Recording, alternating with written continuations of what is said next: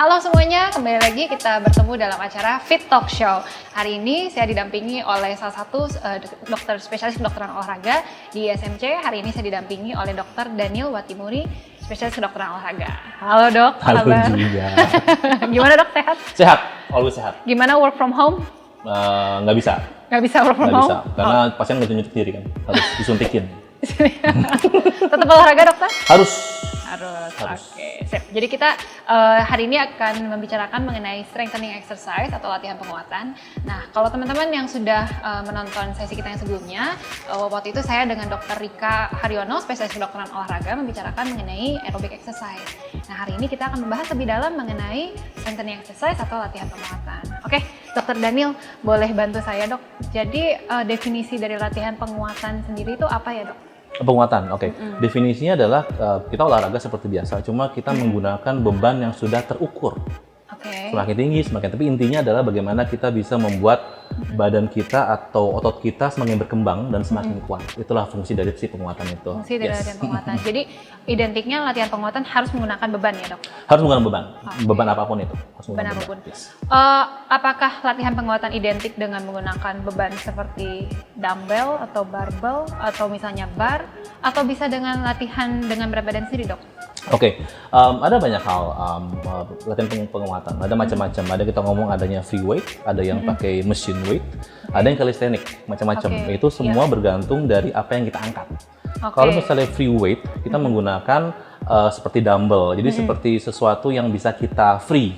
Kita free. Jadi pergerakannya mungkin lebih bebas. Yeah. Kalau pakai machine weight, kita menggunakan machine. Jadi pergerakannya sudah terfixate. Misalnya kayak Smith itu hanya ke atas ke bawah, terfixate. Calisthenic beda lagi. Calisthenic dia lebih mirip ke free weight, cuma dia menggunakan beban berat badan sendiri. Itu bedanya. Jadi apabila latihan calisthenic murni hanya menggunakan berat badan sendiri, contoh gerakannya mungkin seperti plank, push up, lunges, seperti itu ya segala macam. Nah tadi fungsi terutama dari latihan penguatan itu berarti untuk membangun kekuatan otot ya dok? Yes, fungsi dari penguatan sih tidak jauh beda dengan olahraga yang lain ya, kayak misalnya endurance atau flexibility. Sama-sama aja fungsi-fungsinya, terutama dia bisa meningkatkan metabolisme tubuh, bisa membangun massa lebih bagus gitu ya. Terus tapi yang paling penting fungsi dari penguatan atau strengthening itu adalah membentuk postur badan kita dan lebih mudah untuk membentuk badan kita bisa lebih lean. Itu fungsinya dari si penguatan yang tidak didapatkan oleh olahraga-olahraga yang lain.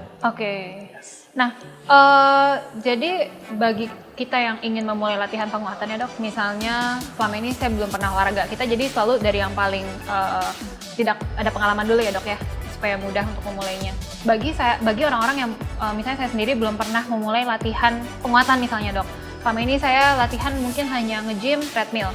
Nah, saya bagaimana memulainya dok untuk menentukan saya harus latihan bebannya berapa, lalu otot apa saja yang harus saya latih, itu bagaimana dok menentukannya?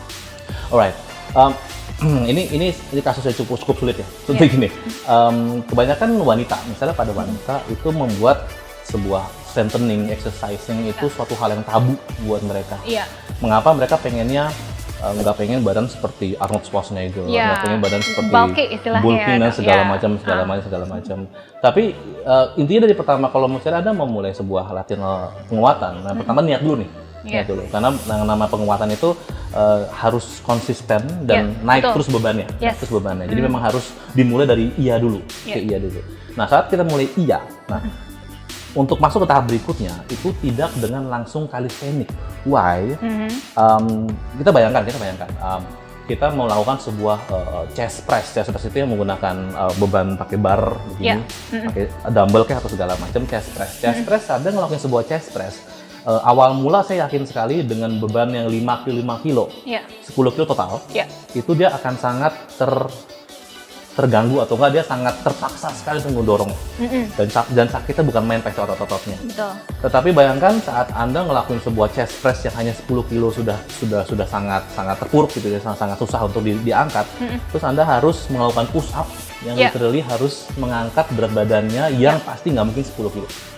Jadi akhirnya dia harus memaksa otot lainnya untuk bereaksi untuk mengangkat berat badannya yang sekitar 50 kiloan. betul. Itulah yang menyebabkan orang awal-awal gagal untuk melakukan sebuah strengthening exercise. Why? Yeah. Karena pasti saat awal-awal dia melakukan push up, dia pasti merasakan sakit bukan Berat main sekali, ya, betul. berat sekali, sakit di bagian otot-otot Yeah. yang lain segala macam. Dan akhirnya forcing, over exercise, Yes. cedera terjadi. Yes, itulah mengapa Gitu. kalau untuk mulai awal-awal Yeah. sebuah exercise strengthening, saya bilangnya kalau bahasa Jawanya itu jangan ngoyo.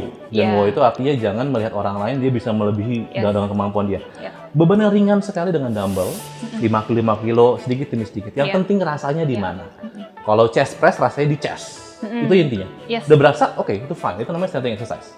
Gitulah. Berarti kita menjelaskan sebentar ya dok, kita harus mengetahui sebelum memulai latihan tuh otot apa yang akan kita bangun, gerakannya seperti apa, dan saat latihan apakah otot targetnya tersebut sudah betul terlatih Yes, sebelum. betul. Itu penting ya dok ya. Wah, betul penting sekali. Iya. Karena banyak sekali orang-orang yang cedera gara-gara hal Iya. sesimpel itu. Mau latih bicepnya ternyata yang aktifnya malah Tempat yang tricepnya, lain. Atau Iya. paling sering itu bicep, tapi adalah shouldernya. trapezius upper shoulder. Oke. Akhirnya shouldernya jadi cedera, Iya, lehernya jadi sakit, pegel-pegel, sakit kepala segala macam. Jadi muncul Iya. dari situ semuanya. Biasa juga misalnya orang yang melakukan squat itu juga posisinya salah, akhirnya otot yang lain kompensasi terjadi cedera atau low back Squat, pain. yes. Squat, Iya. deadlift itu yang paling sering. Yang paling sering orang berpikiran harus beban berat sekali untuk bisa melakukan. Padahal buat saya ya balik lagi, jangan ngoyo. Beban ringan berasa tempat yang tepat itu lebih menguntungkan daripada beban yang berat. Oke, berarti saran dari dokter apabila kita ingin memulai fokus latihan penguatan, yang terpenting adalah kita start dari beban yang mungkin tidak terlalu berat dulu ya. Yes, yang nyaman, beban yang nyaman. Nyaman. Jadi untuk menentukan saya ingin mulai latihan dengan beban tertentu, senyamannya kita aja. Senyamannya ya. Oke. Senyamannya kita. Beban yang paling ringan. Oke. Bahkan Disarankan kalau perlu. berapa repetisi dok? Oh, kalau misalnya lanjut ACSM dia repetisi ada antara 10 sampai 12 kali. Oke. Oke. Dia lakukan berapa set? Antara 3 sampai 4 set. Oke. Tapi Berapapun balik bebannya, jadi terpenting repetisinya. repetisinya. Oke. Nah, dok. segitu. Jadi tinggal diatur bebannya seberapa nih. Dan Oke. seberapa. Iya. Begitu. Nah, setelah itu dokter sendiri bilang kalau kita harus ada kenaikan beban ya dok ya, supaya ototnya berkembang, progres. Nah, seberapa banyak kita dapat menaikkan beban? Patokannya apakah dalam 1 minggu, 2 minggu, 1 bulan? Seperti apa dok? Oke. Banyak teori sih, banyak jurnal yang mengatakan bahwa perkembangan otot itu akan dimulai pada saat kita mulai rutin latihan selama 3 minggu. 3 dengan minggu, ya. Dengan frekuensi per minggu itu sekitar 2 sampai 3 kali. Oke, Setelah 2 sampai 3 kali, saya yakinkan setelah 2 sampai 3 kali selama 3 minggu, repetisi 12 dengan beban yang sama, saya yakin tuh nggak ada apa-apanya. Pasti dia Yes. akan merasa oke, tidak sangat santai dan sangat tenang. Iya. Oke. Saat sudah terjadi seperti itu, baru kita mau naikin bebannya pelan-pelan. Oke, Bisa berapa persen 10%, dok kenaikan? Sekitar 10 sampai 15%. 10 sampai peningkatan. 15%. Sedikit demi sedikit, sedikit demi sedikit, sedikit demi Iya. sedikit. Berarti saya kalau dari 5 kilo, latihan 3 minggu, terus saya nyaman, terus saya naik ke 7 kilo, 8 kilo kebanyakan Oh, ya dok? ya kebanyakan. Terlalu banyak. Terlalu banyak. Lebih baik dinaikin sekitar 12, kita 5 tambah 2,5 misalnya. Oh, I see. Itu jauh lebih enak, jauh lebih Oke. enak, jauh lebih nyaman. Ya begitu. Oke, jadi prinsipnya dari latihan penguatan tadi harus dilakukan rutin ya dok. Lalu untuk penentuan bebannya, kita pilih beban yang nyaman untuk kita memulai. Pertahankan kurang lebih 2-3 minggu, naikkan secara perlahan 10-15% ya dok.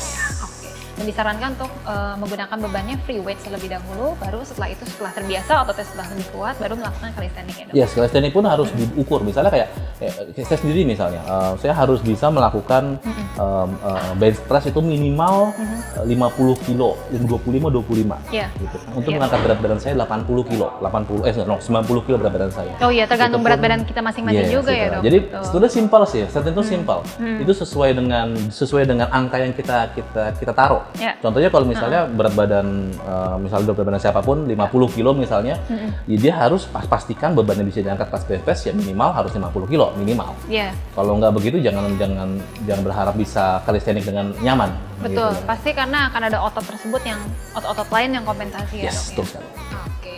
Nah, sekarang kita akan membahas sedikit mitos-mitos mengenai latihan penguatan ya dok. Mitos. Tadi dokter sempat bahas nih untuk yang mungkin yang perempuan agak menghindari latihan penguatan ya dok. Jadi sebetulnya apabila kita ingin weight loss dok, apa sih olahraga yang sesuai dan apakah latihan penguatan itu boleh dilakukan atau enggak sebetulnya? Alright, weight loss itu paling mujarab itu adalah bukan dengan strengthening sebetulnya. Weight loss itu paling mujarab adalah dengan yang endurance. Oke. Itu weight loss. Kita ngomongnya adalah pengurangan berat badan.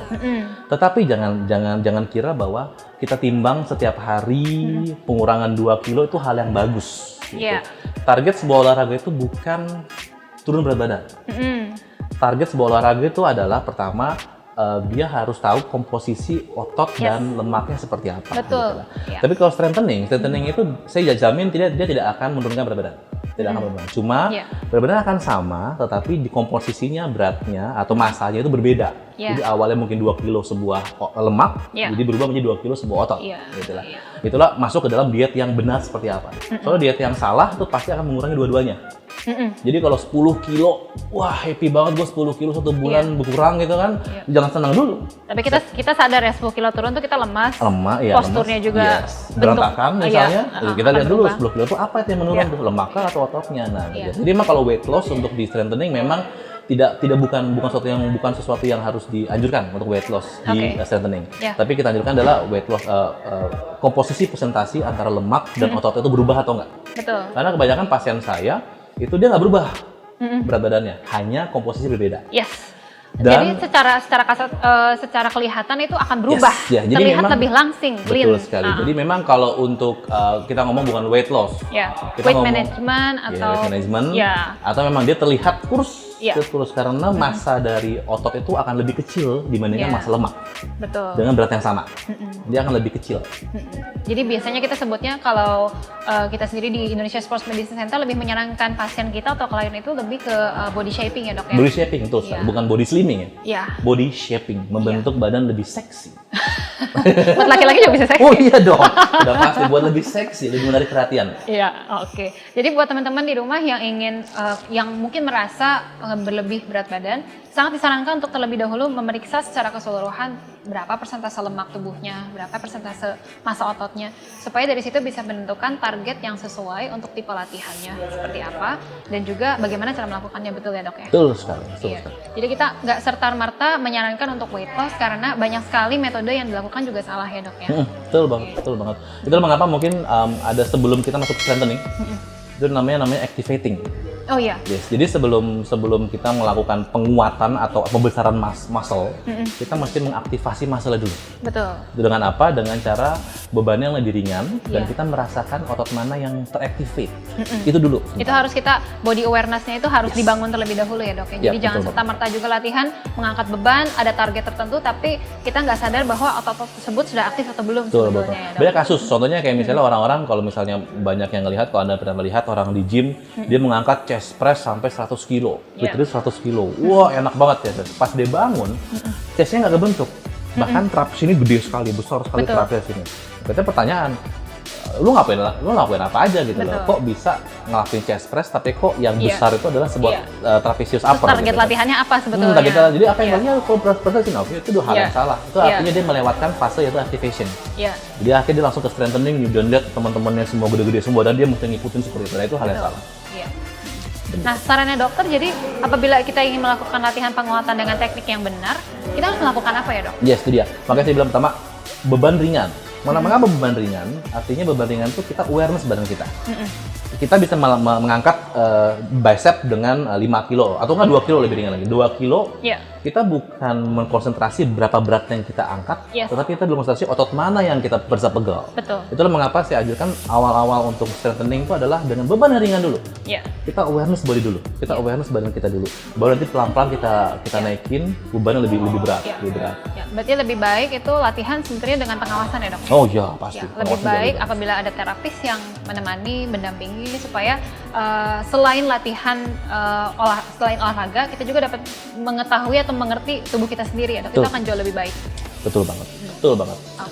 Dan lagi begini, contohnya pelari ya. Pelari, sebuah endurance pelari. Apakah pelari butuh endurance atau pelari butuh strengthening? Butuh banget. Iya. Why? Karena pelari itu kan dia berlari kan nggak cuma dengan tulang. Betul. Dia berlari dengan ototnya berlari. Iya.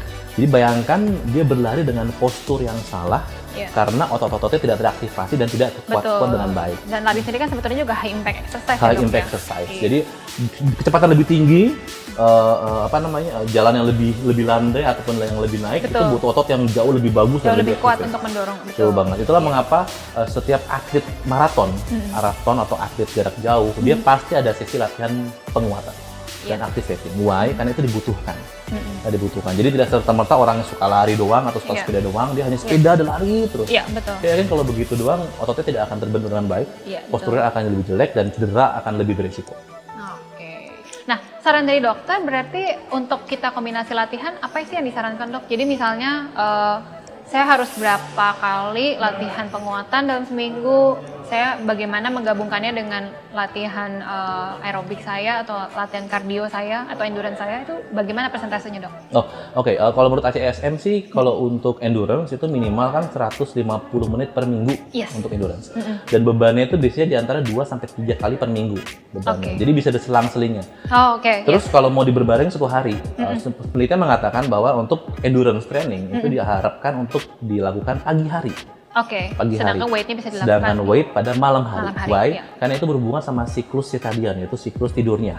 Jadi ada beberapa teori mengatakan bahwa jika lari atau endurance dilakukan pada malam hari, Iya, itu dia akan akan mengganggu mempengaruhi siklus deep tidur. sleep kita. Betul. Deep sleep kita. Jadi Itu jelek. sering ada pertanyaan itu dok, terutama pada pelari maraton yang mereka sudah jadwalnya 1 bulan sampai 2 bulan mendekati race. Banyak pertanyaan seperti itu. Saya bagaimana nih mengkombinasikan antara strengthening saya dengan latihan lari?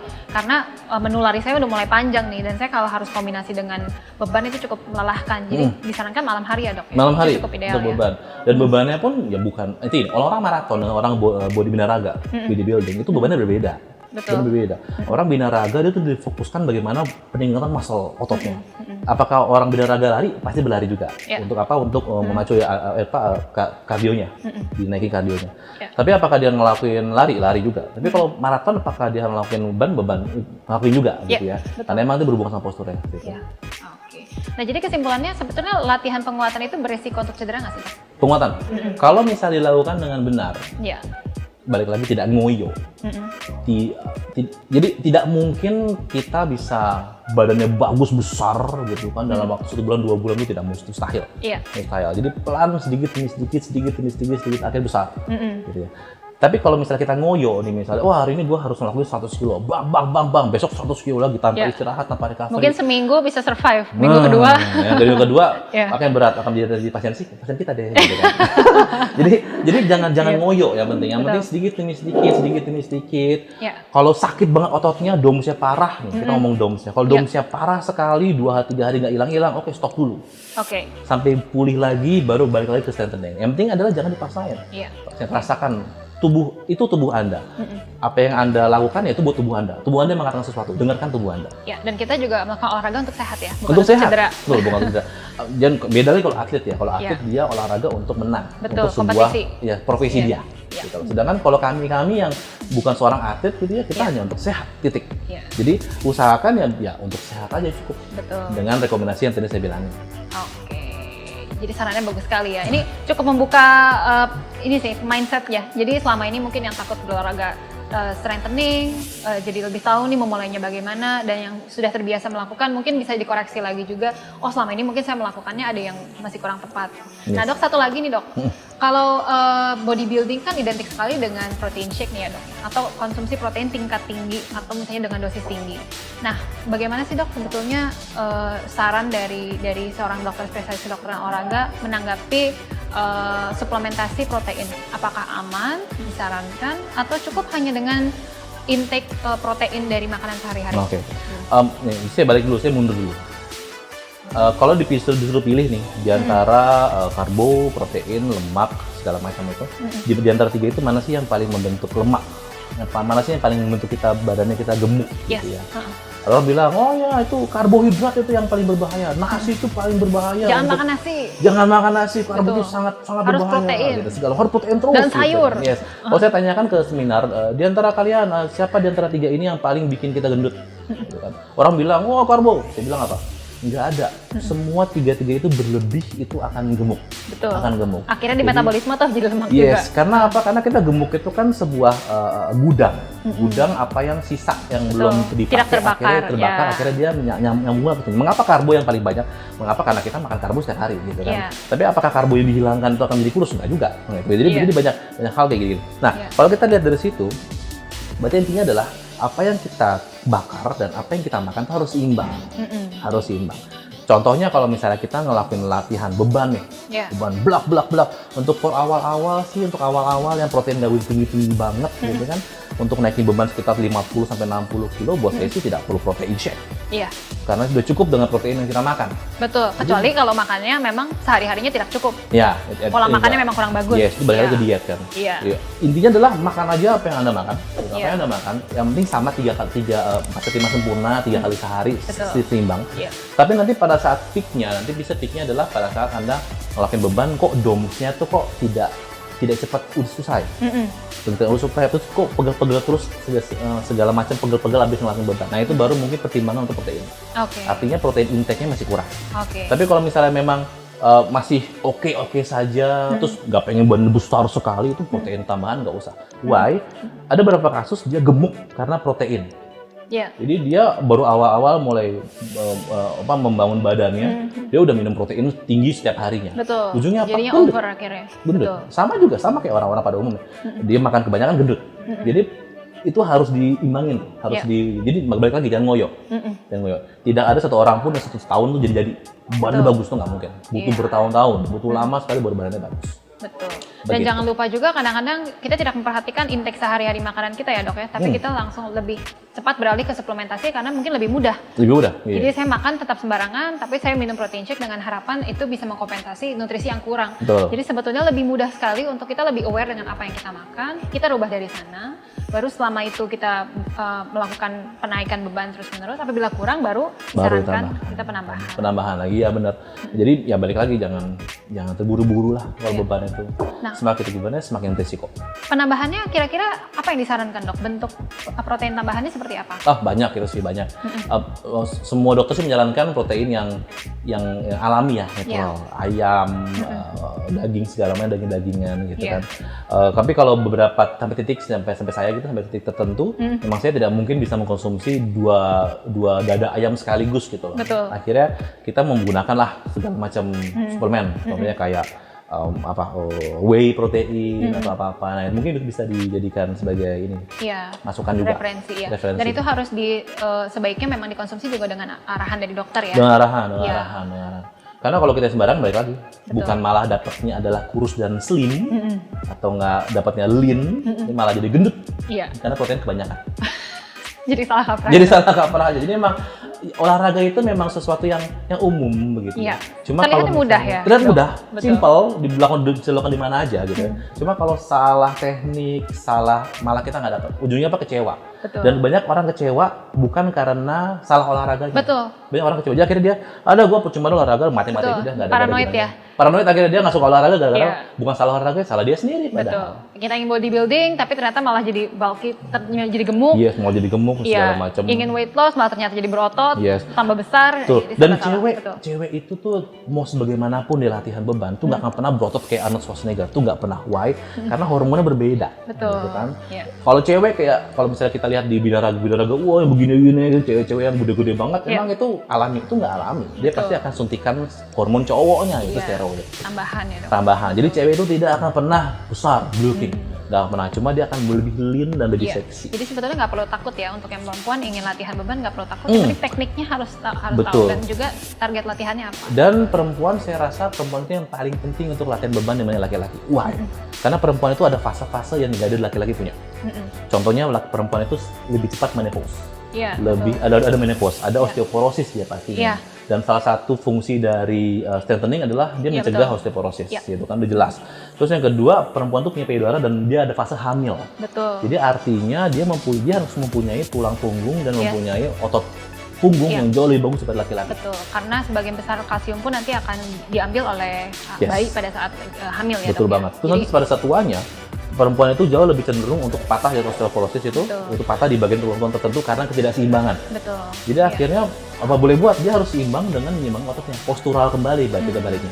Iya. Jadi memang postural lagi banyak sekali ya dok. Banyak sekali. Sekarang. Yes, itulah mengapa saya sarankan perempuan tuh harus melakukan strengthening. Jangan pikirkan bahwa bisa jadi gede. Saya pernah kasih penelitian mengenai itu. Ternyata cewek-cewek ngomong begitu, tau nggak kenapa? Excuse me. Dia excuse, dia nggak pengen, nggak pengen ya gede-gede seperti itu. Padahal enggak, padahal dia malas ngelakuinnya. Saya seneng banget justru saya. Iya, tapi perempuan bilang, wah ini kenapa? Kenapa? Karena itu membutuhkan sakit sih. Betul. Itu kan sakit, ngilu, sakit segala macam. Effortnya jauh lebih besar dibandingkan kita hanya jogging. Iya, benar banget. Itu jauh lebih besar. Dia harus sakit, harus ke gym, harus ada alat dan terutama apabila kita melatih otot-otot yang lebih lemah itu sangat malas ya. Sangat malas, sangat berasa lah, sangat berasa. Tapi gitulah membuat. Tapi emang harus. Bahkan saya pikirnya bilang tadi, saya sangat mengedukasi perempuan-perempuan, ayo kita ke gym. Kita ke gym, kita angkat beban. Itu pandangan penting buat kalian. Ya, jadi buat teman-teman yang perempuan nggak usah takut nih. Nggak usah takut? Iya. Kami di sini selalu latihan bareng. Ya, strengthening juga merupakan salah satu latihan yang saya sangat sukai ya, karena untuk benefit jangka panjangnya juga sangat baik, dan apabila kita melakukannya dengan teknik yang benar itu sangat rewarding sih, Dok. Ya. Mungkin yang terakhir, Dok, pertanyaannya bagaimana sih kita mencegah supaya mencegah terjadinya DOMS? Apakah bisa? Dan apabila tadi dokter bilang kan kita merasakan DOMS itu cukup lama, bagaimana sih cara mengakalinya? Oke, mungkin kita bisa jelaskan dulu mengenai DOMS ya, Dok ya. Takutnya teman-teman di rumah ada yang nggak tahu. DOMS itu singkatan dari delay onset muscle soreness. Jadi artinya jadi setiap kali kita melakukan sebuah strengthening exercise untuk membesarkan sebuah otot gitu kan, itu membutuhkan luka-luka kecil, micro tears. Pada serabut ototnya. Jadi itu sebetulnya wajar ya. Wajar DOMS, namanya DOMS. Nah, tapi tidak wajar itu adalah bila DOMS itu melebihi dari 3 hari. Kalau DOMS melebihi dari 3 hari, rasa pegel-pegelnya, rasa itu melebihi 3 hari, sakit-sakit itu artinya sudah masuk ke fase strain. Yaitu fase ada robekan lebih besar pada otot-ototnya. Jadi memang DOMS itu akan terjadi. Untuk awal-awal akan terjadi. Bahkan ada beberapa kabar orang-orang yang suka main gym, dia malah mengincar si DOMS-nya itu. Iya, karena merasa katanya kalau nggak sakit tuh nggak olahraga. Yes, jadi DOMS itu adalah sebuah target kita sudah mencapai tingkat tertinggi otot kita. Jadi kita mesti melewati itu, kena DOMS, itu artinya otot kita makin besar. Nah, DOMS itu pasti akan ada untuk awal-awal mula. Tapi apakah itu bisa dihindarin? Sayang itu kita nggak bisa hindarin, bahkan itu target. Tapi apa kita bisa mereduce sakitnya? Dan juga mengontrol mungkin ya, Dok? Bisa. Kita bisa mengontrol. Contohnya kita bisa ngelakuin sebuah massage pelan. Atau bahkan sekarang ada vibrate, digetarkan. Kita punya vibrator sendiri vibrate. Jadi vibrate akan mereduce, sangat mengurangin gejala DOMS yang lebih enak. Dia lebih nggak sakit. Jadi bentuknya seperti alat massager, tapi mungkin portable ya, Dok ya. Itu bisa dimiliki di rumah. Tapi apabila tidak punya, sebetulnya dengan massage itu pun cukup membantu ya. Sebetulnya self massage tuh membantu ya, Dok ya. Self massage dengan foam roller itu salah satu bentuk di mana kita dapat merilis otot kita untuk mengurangi DOMS itu sebetulnya. Tapi jangan panik, maksudnya DOMS itu memang natural, jadi memang itu alami terjadi pada sebuah strengthening exercise. Itu alami. Cuma bagaimana cara mereduce-nya, menguranginya, itu yang harus kita lakukan. Sometimes kita merasakan DOMS itu terlalu berat apabila memang latihannya berarti terlalu berat, terlalu banyak. Jadi semakin besar bebannya kita angkat, itu robekan otot akan semakin banyak. Betul. Yang paling parahnya lagi ototnya tidak terjadi pada otot yang kita targetin. Nah, itu yang paling sering terjadi. Latihannya di mana, sakitnya di mana? Sakitnya di mana? DOMS-nya di mana? Latihan di mana? DOMS-nya di mana? Nah, itu yang berbahaya. Itu berbahaya. Artinya otot yang itu terkompensate dengan otot yang lain. Gitu. Nah, apakah stretching itu membantu mengurangi DOMS, Dok? Warming up yang tepat, stretching before dan after exercise, apakah membantu mengurangi DOMS? Itu banyak pro kontra yang mengenai hal itu. Ada beberapa orang yang sebenarnya DOMS itu kita memang targetin. Jadi memang kita nggak pengen nggak DOMS malahan, kita pengen DOMS. Karena itu target kita. Jadi kalau kita tanpa DOMS, kita artinya tidak mencapai target, katanya gitu. Kita banyak ngomong seperti itu. Tapi apakah stretching membantu? Seharusnya membantu ya. Stretching dan segala macam itu memang sangat membantu. Prepare ototnya ya, Dok, sebelum kita latih. Betul, prepare ototnya untuk kita contract, gitu. Kita kontraksikan. Jadi memang harus melakukan itu, apalagi sebuah stretching yang eksentrik misalnya, yang begini gitu, stretching sebelum kita ngelakuin beban. Memanjangkan otot lah. Memanjangkan ototnya, yaitu untuk mengurangi resiko cedera jauh lebih bagus. Before after, Dok? Before after. Dua-duanya ya, Dok ya? Before after. Jadi buat teman-teman suka ada yang, males nih, biasanya paling males tuh stretching. Saya heran pada itu sebetulnya menyenangkan sekali ya, Dok, dilakukan, terutama after. Jadi kita merasa jauh lebih release, jauh lebih relax. Jadi disarankan dilakukan sebelum dan setelah latihan. Pada awal latihan itu dilakukan setelah pemanasan, setelah latihan dilakukan setelah pendinginan. Kemarin juga saya ngomong mengenai pemanasan. Pemanasan itu tidak melulu hanya sebuah stretching, gitu ya. Soalnya kebanyakan berpikir adalah pemanasan hanya always hanya stretching, gitu kan. Pemanasan itu adalah kita mengaktifkan otot yang mau kita latih. Itu pemanasan. Contohnya kalau dalam hal beban, misalnya kita mau hari ini kita latihan untuk dada dengan bicep, dada dengan tricep misalnya, gitu ya. Ya kita latih aktivasi untuk dada. Ya. Contohnya adalah kita stretching pegangan begini, terus begini, Tarik rasakan ototnya bagian gitu ya. pektoralnya. Terus abis itu tiduran, abis itu pakai dumbbell, rasakan begini. Ini rasa pegelnya sebelah sini, ini bagian pektoral. Nah itu pemanasan namanya. Iya. Baru kita masuk ke inti, yaitu kita beban tinggi. Nah, jadi kita tahu otot mana yang kita bereaksi. Kalau misalnya gerakannya ternyata mengaktifasi otot yang kontraknya, berarti itu Berarti gerakan salah. stretchingnya salah. Stretching salah. Oke. Begitu. Sama kayak berlari. Kalau berlari juga sama. Berarti stretchingnya apakah butuh stretching? Enggak juga. Berlari itu harus aktivasi juga. Otot kalau aktivasi, otot berlari. Iya. Paha depan, paha belakang, pinggul kanan, pinggul kiri, semuanya kita mesti awareness. Oke, Iya. ini rasakan udah mulai berasa. Kita bisa lari dulu mungkin awalnya Yes, sebelum iya, lari betul utamanya banget. kita mungkin lari dulu. Ada 5 kecil-kecil, menit, 10 jadi menit, merasakan ya. semua otot kita activate dulu, Iya. baru kita bisa Dynamic stretching lah ya dok anggapannya. dynamic stretching. Nah, dynamic stretching itu bagusnya. Jadi makanya kita harus dua tuh, static and dynamic. Yes. Fungsinya apa dynamic itu untuk aktivasi muscle. Jadi muscle-nya akan teractivate dulu untuk melakukan sesuatu yang lebih tinggi lagi gerakan. Oke. Begitu Wah, ceritanya. luar biasa nih. Dapat banyak informasi hari ini kayaknya nih ya.